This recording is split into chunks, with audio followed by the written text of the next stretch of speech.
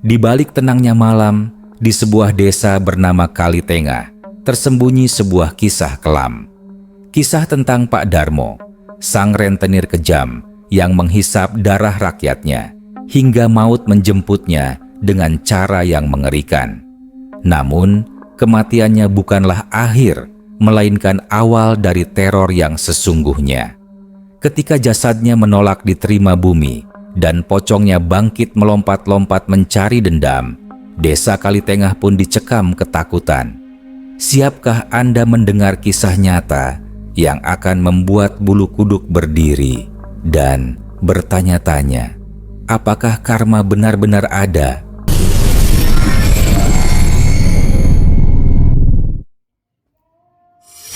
Desa Kalitengah, sebuah permukiman kecil yang dikelilingi hamparan sawah hijau dan perbukitan kapur, telah lama dirundung ketakutan.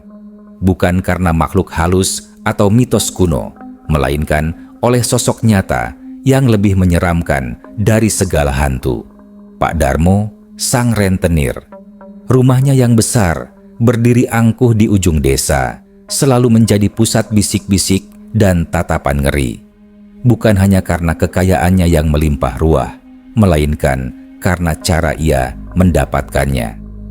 Pak Darmo dikenal sebagai lintah darat paling kejam yang pernah menginjakkan kaki di tanah Kalitengah. Suku bunga pinjamannya mencekik leher, dan jika ada yang terlambat membayar, ia tak segan-segan menyita harta benda, bahkan rumah sekalipun. Banyak keluarga yang terpaksa angkat kaki, terpecah belah, dan hidup melarat akibat jerat utangnya. Wajahnya yang keriput selalu dihiasi senyum licik, seolah menikmati penderitaan orang lain. Matanya yang cekung memancarkan aura dingin, membuat siapapun gentar bertatap muka dengannya. Pada suatu malam yang pekat, ketika hujan turun rintik-rintik membasahi bumi, Pak Darmo ditemukan tak bernyawa di dalam kamarnya. Tubuhnya tergeletak kaku di lantai dengan mata melotot dan mulut terbuka lebar, seolah sedang menjerit dalam ketakutan yang tak terhingga.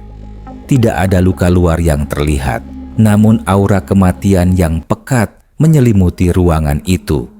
Jasadnya membiru, seolah dicekik oleh tangan tak kasat mata. Bau anyir menyeruak, bercampur dengan aroma melati yang menusuk hidung, padahal tidak ada bunga melati di dalam kamar itu. Warga desa yang mendengar kabar itu tidak menunjukkan kesedihan, justru terselip rasa lega yang teramat dalam. Mereka berbisik-bisik, azab dan karma. Namun, di balik rasa lega itu tersimpan pula kecemasan. Tanah Kalitengah ini seolah memendam sebuah kutukan.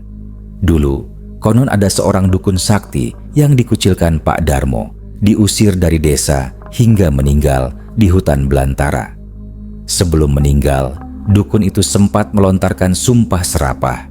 Darah akan dibalas darah dan kematian akan datang menjemputmu dalam cara yang paling mengerikan. Bahkan tanah pun akan menolak jasadmu. Sumpah itu kini terngiang-ngiang kembali di telinga warga. Kepala desa, Pak Rahman, seorang pria paruh-baya yang bijaksana, segera menghubungi polisi dari kota. Namun, setelah dilakukan pemeriksaan, polisi menyatakan bahwa Pak Darmo meninggal karena serangan jantung. Penjelasan itu tidak memuaskan warga. Bagaimana mungkin seorang pria sehat seperti Pak Darmo meninggal mendadak tanpa sebab yang jelas, apalagi dengan kondisi tubuh yang begitu aneh? Banyak yang menduga ada keterlibatan ilmu hitam atau bahkan balasan dari arwah orang-orang yang telah ia rugikan. Suasana di rumah duka terasa sangat mencekam. Tidak ada tangisan, hanya keheningan yang menyesakan dada. Para tetangga yang datang melayat terlihat cemas, seolah takut jika sewaktu-waktu Pak Darmo bangkit kembali dari kematiannya. Bahkan, beberapa warga bersumpah melihat bayangan hitam melintas di sekitar rumah, disusul bisikan-bisikan aneh yang tak jelas asal-usulnya. Suhu di dalam rumah terasa dingin, menusuk tulang, meskipun di luar cuaca cukup hangat. Kucing-kucing liar yang biasa berkeliaran di sekitar rumah Pak Darmo terlihat gelisah, mencakar-cakar tanah dan mengeong keras seolah ketakutan. Beberapa anak kecil yang tidak sengaja melewati rumah itu bahkan menangis histeris, menunjuk-nunjuk ke arah jendela yang tertutup rapat, seolah melihat sesuatu yang mengerikan di dalamnya. Pak Slamet, salah satu warga yang terkenal paling berani dan tidak percaya tahayul, sempat mencoba masuk ke kamar Pak Darmo untuk melihat kondisi jenazah lebih dekat. Namun, begitu ia melangkah masuk, ia merasakan hawa dingin yang menusuk dan tiba-tiba sebuah sensasi tak terlihat seperti tangan es mencengkeram kakinya. Ia langsung terjatuh, pucat pasi, dan tak bisa berkata-kata. Sejak saat itu, tidak ada yang berani mendekati jenazah Pak Darmo selain orang-orang yang ditugaskan untuk mengurus pemakamannya. Kecurigaan warga semakin kuat ketika mereka melihat tanda-tanda aneh pada jenazah Pak Darmo. Kulitnya yang membiru kini dihiasi dengan bintik-bintik merah gelap, seolah darah meresap dari dalam. Mata yang melotot semakin menonjol keluar, dan lidahnya menjulur sedikit dari mulutnya yang terbuka. Bau melati yang awalnya samar kini semakin menyengat, bercampur dengan bau amis yang sulit dijelaskan. Seolah ada sesuatu yang tidak wajar sedang terjadi pada jasad itu. Para sesepuh desa yang mencoba menenangkan diri dan meyakinkan warga bahwa semua ini hanya kebetulan, perlahan mulai merasa gelisah. Mereka mengingat kembali cerita-cerita kuno tentang kutukan yang menimpa orang-orang serakah, tentang jasad yang tidak diterima bumi, dan tentang arwah penasaran yang gentayangan mencari keadilan. Malam itu, tidur nyenyak menjadi barang langka di Kali Tengah. Setiap hembusan angin yang menyentuh jendela terasa seperti bisikan dari dunia lain. Setiap bayangan yang bergerak di kegelapan seolah menyembunyikan ancaman. Semua warga menunggu dengan jantung berdebar kencang apa yang akan terjadi selanjutnya. Mereka tahu kematian Pak Darmo bukanlah akhir, melainkan awal dari teror yang sesungguhnya. Malam pasca kematian Pak Darmo terasa lebih panjang dan mencekam dari biasanya. Tidak ada yang berani tidur nyenyak di desa Kali Tengah. Para tetangga yang tinggal di sekitar rumah Pak Darmo bahkan memilih untuk mengungsi ke rumah kerabat mereka yang lebih jauh, tidak sanggup menahan aura kematian dan ketakutan yang menyelimuti area tersebut. Sejak jenazah Pak Darmo ditemukan, suasana di rumahnya berubah drastis. Sebuah keheningan pekat menyelimuti, diselingi bisikan-bisikan angin yang seolah membawa pesan-pesan mengerikan. Bau busuk yang samar-samar mulai tercium, bercampur dengan aroma melati yang aneh, seolah ada bunga-bunga gaib yang mekar di sekitar jenazah. Keesokan harinya, persiapan pemakaman dimulai. Namun, prosesnya jauh dari kata normal. Warga yang ditugaskan untuk memandikan jenazah Pak Darmo, Pak Salim dan Pak Tejo, dua orang sesepuh desa yang dikenal paling berani, merasa enggan mendekat. Mereka berdua bahkan sempat berdebat kecil, siapa yang harus terlebih dahulu menyentuh jenazah itu. Wajah mereka pucat pasi, terlihat jelas ketakutan yang mendalam di mata mereka. Ketika akhirnya mereka memberanikan diri mendekati jenazah, sebuah kejadian aneh terjadi. Tiba-tiba, dari dalam peti mati, terdengar suara geraman rendah yang nyaris tak terdengar. Pak Salim dan Pak Tejo sontak mundur terhuyung-huyung. Jantung mereka berdegup kencang. Mereka saling pandang, mencoba meyakinkan diri bahwa itu hanya halusinasi atau suara dari luar. Namun, suara itu terdengar lagi, lebih jelas, seolah ada sesuatu yang hidup di dalam peti. Salah satu tangan Pak Darmo yang sebelumnya kaku, terlihat bergerak sedikit, seolah ingin meraih sesuatu. Keringat dingin membanjiri tubuh kedua pria itu. Mereka tidak berani melanjutkan ritual memandikan jenazah. Setelah beberapa saat, Pak Salim memberanikan diri untuk mengucap kalimat takbir, mencoba mengusir ketakutan. Perlahan, suara geraman itu menghilang dan tangan Pak Darmo kembali kaku. Mereka melanjutkan proses memandikan jenazah dengan perasaan campur aduk antara takut dan heran. Air yang digunakan untuk memandikan jenazah Pak Darmo tiba-tiba berubah warna menjadi keruh kemerahan, seolah bercampur darah. Meskipun sudah berkali-kali diganti, air itu tetap saja berubah warna. Bahkan ketika mereka mencoba mengusap wajah jenazah, seolah ada lapisan lendir lengket yang melapisi kulitnya dan sulit sekali untuk dibersihkan. Beberapa kali mereka merasa seperti ada hembusan napas dingin yang menyentuh wajah mereka, padahal tidak ada jendela yang terbuka. Ketika tiba waktunya untuk mengkafani jenazah, kesulitan lain muncul. Kain kafan yang sudah disiapkan seolah tidak cukup panjang. Berkali-kali mereka mencoba melilitkan kain itu, namun selalu saja ada bagian tubuh Pak Darmo yang tidak tertutup sempurna. Kaki atau tangannya terus saja menyembul keluar, seolah jenazah itu terus memanjang. Ukuran kain kafan yang sudah mereka pastikan cukup, kini terasa sangat kurang. Bahkan ketika mereka mencoba menariknya dengan sekuat tenaga, kain itu seolah tidak mau melar.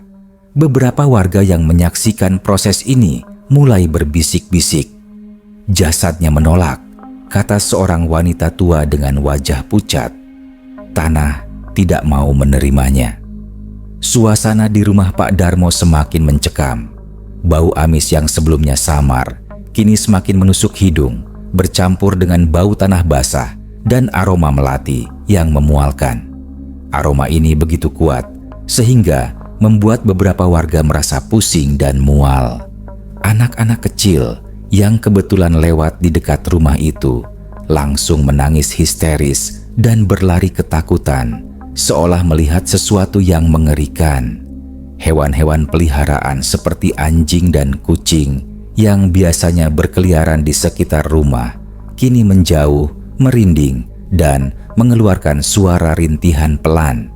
Setelah berjam-jam berkutat dengan kain kafan yang seolah tak pernah cukup, akhirnya jenazah Pak Darmo berhasil dikafani, meski dengan susah payah. Para warga merasa lega, berharap semua keanehan ini akan berakhir setelah pemakaman. Namun, mereka tahu dalam hati, ini baru permulaan. Perjalanan menuju pemakaman pun tidak kalah menakutkan. Keranda yang seharusnya ringan terasa sangat berat. Bahkan, 4 pria dewasa yang mengangkatnya pun terlihat kesulitan. Langkah mereka terseok-seok, seolah ada beban tak kasat mata yang menekan keranda itu. Suara-suara aneh pun terdengar dari dalam keranda, seperti desahan panjang atau erangan pelan. Beberapa warga bersumpah melihat kain kafan yang menyembul dari keranda bergerak-gerak sedikit, seolah ada yang mencoba keluar. Mereka saling pandang dengan tatapan cemas, namun tak ada yang berani mengungkapkan ketakutan mereka secara terang-terangan. Semua berharap semoga tanah pekuburan desa dapat menjadi tempat peristirahatan terakhir bagi Pak Darmo dan mengakhiri teror yang telah dimulai ini. Mereka tidak tahu bahwa teror yang sesungguhnya baru akan dimulai di liang lahat. Siang itu, mendung kelabu menggantung di atas desa Kalitengah, seolah langit pun turut berduka, atau lebih tepatnya, menampakkan kegelisahan. Iring-iringan jenazah Pak Darmo bergerak lambat menuju pemakaman desa yang terletak di bukit kecil di ujung timur. Suasana hening mencekam, hanya terdengar langkah kaki yang berat dan sesekali isakan tangis tipis dari kerabat Pak Darmo yang jumlahnya sangat sedikit. Bahkan isakan itu pun terdengar ragu, seolah takut mengganggu ketenangan yang semu. Para pengusung keranda, Bapak Joni, Bapak Anwar, Bapak Udin, dan Bapak Toto, 4 pemuda desa yang terkenal paling kuat, tampak kesulitan. Keringat dingin membasahi dahi mereka, bukan hanya karena terik matahari yang sesekali menembus awan, tetapi karena beban keranda yang terasa berkali-kali lipat dari seharusnya. Mereka berempat harus bergantian setiap beberapa meter, merasa seolah ada tangan tak kasat mata yang terus-menerus menarik keranda ke bawah. Beberapa kali langkah mereka tersandung, seolah ada yang mencoba menjatuhkan mereka. Beberapa warga yang berjalan di belakang keranda bersumpah melihat bayangan hitam melintas di sekitar keranda, disusul bisikan-bisikan aneh yang tak jelas asal-usulnya, seperti suara rintihan atau erangan samar. Bau busuk yang awalnya samar, kini semakin menyengat, bercampur dengan aroma melati dan bau anyir yang membuat perut mual. Setibanya di pemakaman, liang lahat yang sudah digali oleh Mbah Karto, penggali kubur tertua di desa, terlihat siap. Mbah Karto, seorang pria tua dengan wajah keriput dan tatapan kosong, tampak sangat gelisah. Sejak semalam, ia merasakan hawa aneh di sekitar lokasi pemakaman. Tanah yang ia gali terasa sangat keras, seolah menolak untuk dibongkar. Beberapa kali, cangkulnya membentur sesuatu yang keras di bawah tanah, bukan batu, melainkan seperti sesuatu yang elastis dan membal. Ia bahkan bersumpah mendengar suara bisikan dari dalam tanah, seolah ada yang memanggil namanya. Namun, ia berusaha menepisnya, menganggap itu hanya kelelahan. Ketika keranda diturunkan, kesulitan pertama muncul.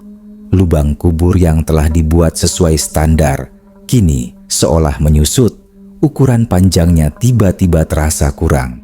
Jenazah Pak Darmo yang sudah dikafani terlihat jelas tidak muat. Kepalanya membentur ujung liang lahat dan kakinya tertekuk karena terlalu panjang. Para pengusung dan Mbah Karto mencoba memaksakan menekan jenazah agar masuk sepenuhnya, namun sia-sia. Jasad itu seolah memanjang, menolak untuk dimasukkan ke dalam lubang. Bahkan ketika mereka mencoba mendorongnya, jasad itu terasa seperti pegas, kembali ke posisi semula. Suara-suara geraman rendah mulai terdengar dari dalam kain kafan. Beberapa warga yang menyaksikan langsung adegan itu sontak berteriak histeris. Wajah mereka pucat pasi, ketakutan yang mencekam kini memuncak. Dia menolak, teriak seorang wanita paruh baya, histeris.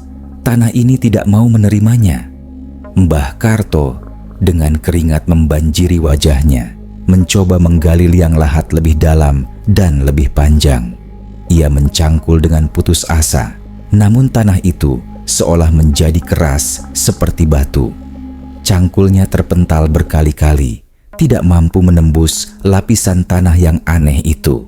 Setiap kali cangkulnya membentur, terdengar suara desahan dari dalam tanah, seolah tanah itu sendiri ikut merasakan sakit. Beberapa warga yang mencoba membantu pun merasakan hal yang sama. Tanah di sekitar liang lahat terasa sangat dingin, menusuk hingga ke tulang, meskipun cuaca di atas cukup panas. Udara di sekitar pemakaman terasa sangat berat, membuat napas terasa sesak. Bau busuk dan amis semakin kuat, membuat beberapa warga muntah di tempat. Para pelayat mulai panik. Beberapa dari mereka berlari meninggalkan pemakaman, tidak sanggup menyaksikan pemandangan yang mengerikan itu. Di tengah kekacauan itu, kejadian yang lebih mengerikan terjadi. Tiba-tiba, dari dalam liang lahat muncul bayangan hitam samar yang melayang di atas jenazah Pak Darmo. Bayangan itu berbentuk seperti manusia, namun tak jelas wujudnya, hanya siluet gelap yang bergejolak. Suhu udara di sekitar liang lahat mendadak turun drastis, membuat napas para warga mengepul. Bayangan itu seolah menari-nari di atas jenazah, disusul suara tawa mengejek yang menggema di antara pepohonan. Namun tak ada yang tahu Dari mana asalnya? Tawa itu terdengar serak dan dingin, membuat bulu kuduk merinding. Beberapa warga berteriak histeris, menunjuk-nunjuk ke arah bayangan itu. Mbah Karto yang biasanya tenang, kini terlihat gemetar hebat. Ia menjatuhkan cangkulnya, matanya membelalak ketakutan. Ia yakin ini adalah pertanda buruk. Jenazah Pak Darmo tidak diterima bumi dan arwahnya tidak akan pernah tenang. Teror yang mereka alami ini baru permulaan dari kutukan yang lebih besar. Setelah berjam-jam mencoba memaksakan jenazah Pak Darmo masuk ke dalam liang lahat yang seolah terus menyusut, akhirnya warga desa dan para penggali kubur menyerah. Keringat bercampur debu membasahi tubuh mereka, napas tersengal-sengal, namun tidak ada tanda-tanda jasad Pak Darmo akan muat. Setiap kali mereka mencoba mendorongnya lebih dalam, jasad itu seolah memanjang, membuat kepala dan kakinya membentur ujung liang lahat. Para warga semakin panik, bisik-bisik ketakutan menyebar luas. "Ini azab, azab," teriak beberapa wanita paruh baya. Dia tidak diterima bumi. Di tengah keputusasaan itu, Pak Rahman, kepala desa, mencoba menenangkan warga. Dengan wajah pucat dan suara gemetar, ia menyarankan agar liang lahat diperlebar dan diperdalam lagi, meskipun itu berarti harus mengeluarkan tenaga ekstra dan waktu yang lebih lama. Mbah Karto, meskipun dengan tatapan kosong dan napas terengah-engah, mencoba kembali menggali. Namun, tanah di sekitar liang lahat kini terasa seperti beton, keras dan tidak mau menyerah. Setiap ayunan cangkulnya hanya menghasilkan percikan api kecil dan suara dentingan keras seolah menghantam baja. Beberapa warga yang mencoba membantu pun merasakan hal yang sama. Bahkan, beberapa cangkul patah saking kerasnya tanah itu. Udara di pemakaman semakin berat, berbau amis dan melati yang memualkan. Langit yang sebelumnya mendung, kini mulai mengeluarkan rintik hujan, seolah turut menangisi atau justru merayakan kesengsaraan mereka. Tiba-tiba, sebuah suara mengerikan terdengar dari dalam kain kafan Pak Darmo. Bukan lagi geraman samar, melainkan sebuah erangan panjang yang melengking, disusul suara seperti kayu patah. Kain kafan yang membungkus jenazah tiba-tiba mengembang, seolah ada sesuatu yang menggelembung di dalamnya. Mata para warga membelalak ngeri. Salah satu ujung kain kafan di bagian kepala terlihat bergerak-gerak, menegang, dan kemudian robek perlahan. Dari robekan itu, terlihat wajah Pak Darmo yang sudah membengkak dan membiru, dengan mata melotot dan mulut menganga. Sebuah cairan hitam pekat menetes dari sudut mulutnya. Berbau busuk yang luar biasa menyengat, membuat beberapa warga muntah di tempat. Aroma ini begitu pekat, lebih dari bau bangkai biasa, seolah campuran dari segala penyakit dan dosa. Detik berikutnya, sebuah kejadian yang tak akan pernah mereka lupakan terjadi. Dengan gerakan yang patah-patah dan lambat, jasad Pak Darmo yang terbalut kain kafan putih bangkit dari posisi tidurnya di dalam liang lahat. Tubuhnya terangkat, berdiri tegak di dalam lubang kubur, seolah ada tali tak kasat mata yang menariknya ke atas. Ia berdiri di sana, seperti sebuah tiang putih yang mengerikan, dengan wajah yang mengerikan menghadap ke langit. Para warga sontak berteriak histeris, lari tunggang langgang tanpa arah, meninggalkan pemakaman. Beberapa jatuh tersandung, beberapa lagi bertabrakan saking paniknya. Suara takbir dan ayat-ayat suci terlontar dari mulut beberapa orang yang masih mampu berpikir jernih, meskipun dalam ketakutan yang luar biasa. Namun, suara-suara itu seolah tertelan oleh erangan panjang dan mengerikan yang keluar dari mulut pocong Pak Darmo.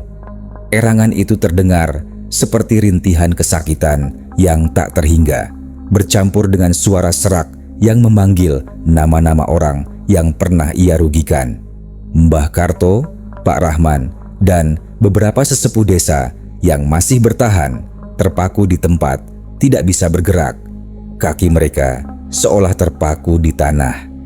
Mereka menyaksikan dengan mata kepala sendiri bagaimana pocong Pak Darmo terus berdiri tegak di dalam liang lahat dengan tatapan kosong yang mengarah ke mereka, seolah meminta pertanggungjawaban atas segala perbuatannya.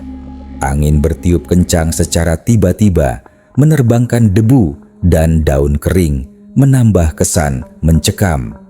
Bayangan-bayangan hitam yang sebelumnya terlihat samar, kini semakin jelas, menari-nari di sekitar pocong Pak Darmo, seolah mengelilinginya. Beberapa dari bayangan itu tampak seperti bentuk manusia kurus yang melambaikan tangan ke arah pocong, seolah memanggilnya untuk ikut bersama mereka. Suara tawa mengejek yang dingin kembali terdengar, memenuhi seluruh area pemakaman. Pocong Pak Darmo kemudian mulai bergerak. Kakinya yang terikat kain kafan mencoba melangkah, namun karena terikat, ia hanya bisa melompat-lompat dengan gerakan aneh. Ia melompat keluar dari liang lahat, menjatuhkan dirinya ke tanah, dan kemudian mencoba berdiri lagi. Setiap kali ia jatuh, terdengar suara bruk yang keras, diikuti erangan yang lebih mengerikan. Ia terlihat seperti boneka rusak yang mencoba bangkit. Para warga yang sempat melarikan diri, kini bersembunyi di balik pohon atau numpukan batu nisan, mengintip dengan gemetar. Mereka melihat dengan jelas bagaimana pocong Pak Darmo melompat-lompat tak beraturan di area pemakaman, seolah mencari jalan keluar atau mungkin mencari seseorang. Keringat dingin mengucur deras di punggung mereka dan napas mereka tertahan di dada. Ketakutan yang mereka rasakan tak terlukiskan dengan kata-kata. Mereka tahu ini adalah balasan, sebuah kutukan yang nyata. Dan mereka adalah saksi bisu dari bangkitnya sang lintah darat yang tak diterima bumi. Kabar mengenai bangkitnya pocong Pak Darmo menyebar dengan kecepatan kilat di desa Kalitengah. Seluruh warga dicekam ketakutan yang belum pernah mereka rasakan sebelumnya. Jalanan desa menjadi sepi senyap setelah maghrib. Tidak ada lagi canda tawa anak-anak yang bermain di halaman atau obrolan santai para tetangga di pos ronda. Semua orang memilih mengurung diri di dalam rumah, mengunci pintu dan jendela rapat-rapat, bahkan beberapa menumpuk perabotan di balik pintu seolah benteng terakhir. Mereka mematikan lampu, hanya menyalakan lampu minyak atau lilin agar tidak menarik perhatian dari luar. Setiap suara, sekecil apapun, seperti jatuhnya daun kering atau desiran angin, membuat jantung mereka berdegup kencang. Malam pertama pasca kejadian di pemakaman, warga desa dibuat merinding oleh suara-suara aneh yang berasal dari arah rumah Pak Darmo. Suara itu berupa erangan panjang yang memilukan, kadang diselingi suara tawa cekikikan yang dingin, seolah datang dari kumpulan arwah penasaran yang ikut bergabung dengan pocong itu. Beberapa warga yang nekat mengintip dari balik celah jendela, bersumpah melihat sesosok pocong melompat-lompat di halaman rumah Pak Darmo. Kadang menghilang di balik pepohonan, kemudian muncul kembali di tempat yang tak terduga. Gerakannya kaku dan patah-patah, namun cepat, seolah mencari-cari sesuatu. Matanya yang melotot terlihat jelas, memancarkan aura dendam yang kuat. Suara bruk setiap kali pocong itu melompat dan mendarat di tanah, terdengar jelas dan menggelegar di keheningan malam, membuat bulu kuduk berdiri. Tak hanya di rumahnya, pocong Pak Darmo juga terlihat berkeliaran di area persawahan yang luas di sekitar desa. Beberapa petani yang nekat memeriksa sawahnya di malam hari karena khawatir tanamannya rusak akibat hujan langsung lari terbirit-birit begitu melihat pocong itu melompat-lompat di antara petak sawah. Ia terlihat seperti hantu pengawas yang menjaga hasil kejahatannya atau mungkin mencari korban baru. Pocong itu seringkali muncul di gubuk-gubuk kecil di tepi sawah, gubuk-gubuk tempat para petani sering beristirahat. Beberapa warga yang kebetulan lewat di area itu pada malam hari bersumpah mencium bau busuk yang sangat menyengat, seperti bau mayat yang membusuk, bercampur dengan aroma melati yang menusuk hidung dan aroma amis seperti darah segar. Bau ini begitu kuat, bahkan terasa di tenggorokan, membuat siapapun yang menciumnya merasa mual dan pusing. Beberapa hari setelah itu, teror pocong Pak Darmo semakin menjadi-jadi. Ia tidak lagi hanya berkeliaran di sekitar rumahnya atau di sawah, namun mulai terlihat di jalan-jalan desa, bahkan mendekati pemukiman warga. Suara erangannya kini terdengar lebih dekat, lebih jelas, seolah ia sedang mengelilingi rumah-rumah warga, mencari celah untuk masuk. Beberapa pintu rumah yang diyakini sudah terkunci rapat, tiba-tiba terdengar suara ketukan pelan dari luar, disusul bisikan-bisikan aneh yang memanggil nama pemilik rumah. Ketukan itu terdengar konsisten, seperti ketukan jari yang mengetuk pelan, namun tidak berhenti. Ketika ada yang berani mengintip, mereka hanya melihat bayangan putih samar yang bergerak menjauh. Kisah-kisah horor pun mulai beredar. Beberapa warga bersumpah melihat pocong Pak Darmo berdiri di depan jendela rumah mereka, menatap ke dalam dengan mata melotot dan mulut menganga. Beberapa lagi mengaku mendengar suara tangisan bayi dari luar rumah, dan ketika mereka mencoba melihat, mereka melihat pocong itu menggendong sesuatu yang menyerupai bayi, namun dengan wajah yang mengerikan.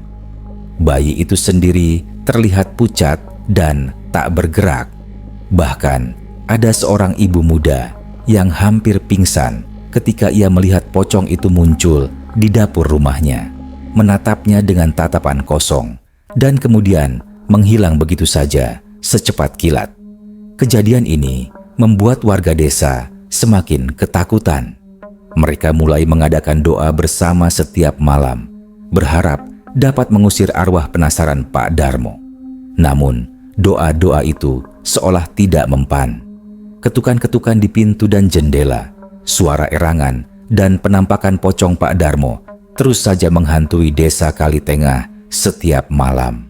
Pak Rahman, kepala desa, bersama dengan beberapa sesepuh mencoba mencari solusi.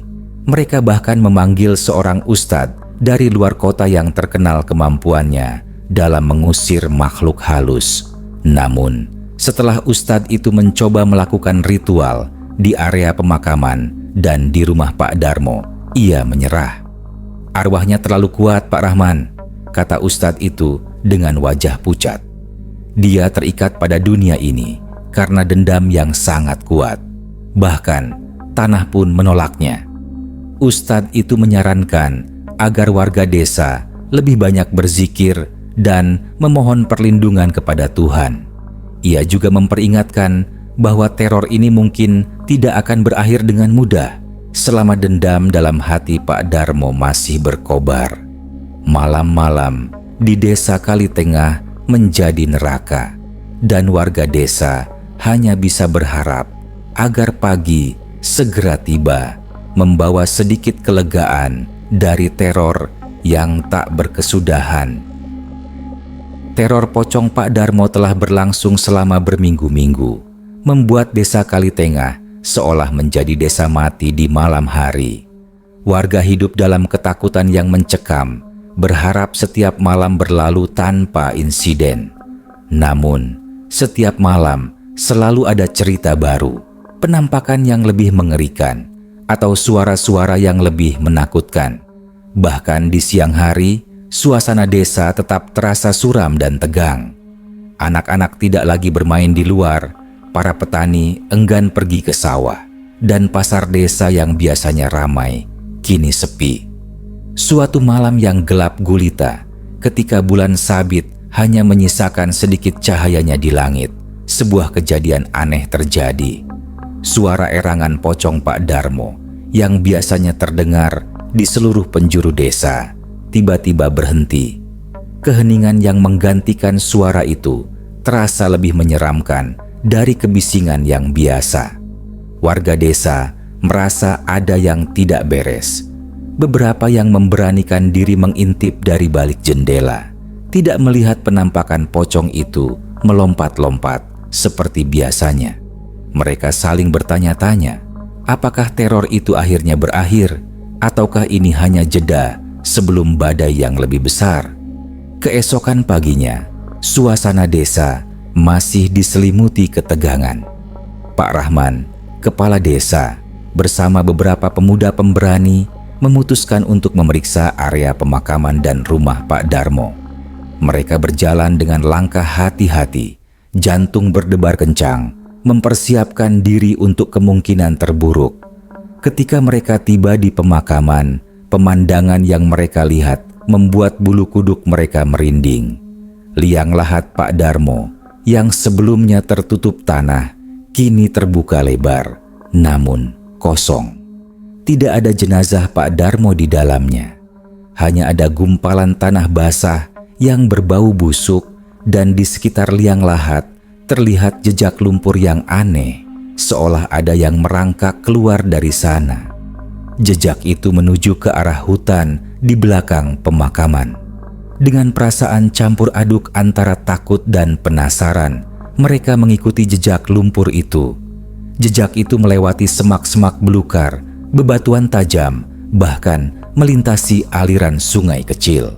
Semakin jauh mereka masuk ke dalam hutan, semakin pekat bau busuk yang mereka cium bercampur dengan bau melati yang memualkan. Udara di dalam hutan terasa sangat dingin, menusuk hingga ke tulang, meskipun matahari sudah mulai bersinar terang. Suara-suara hewan hutan pun terdengar sangat sunyi, seolah mereka pun takut untuk bersuara. Setelah berjalan cukup lama, mereka tiba di sebuah area yang jarang dijamah manusia. Di sana, di bawah pohon beringin tua yang menjulang tinggi dengan akar-akar yang menjuntai, mereka menemukan jenazah Pak Darmo. Namun, kondisinya jauh lebih mengerikan dari sebelumnya.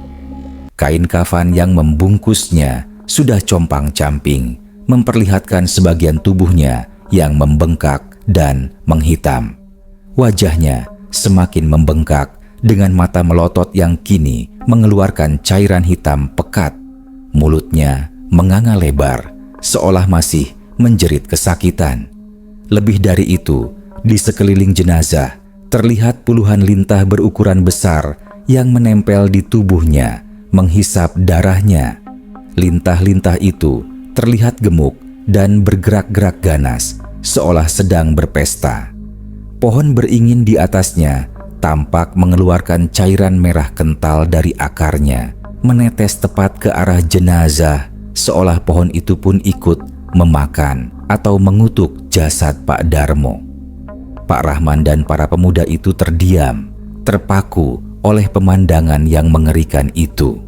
Mereka tidak bisa berkata-kata, hanya bisa menatap ngeri.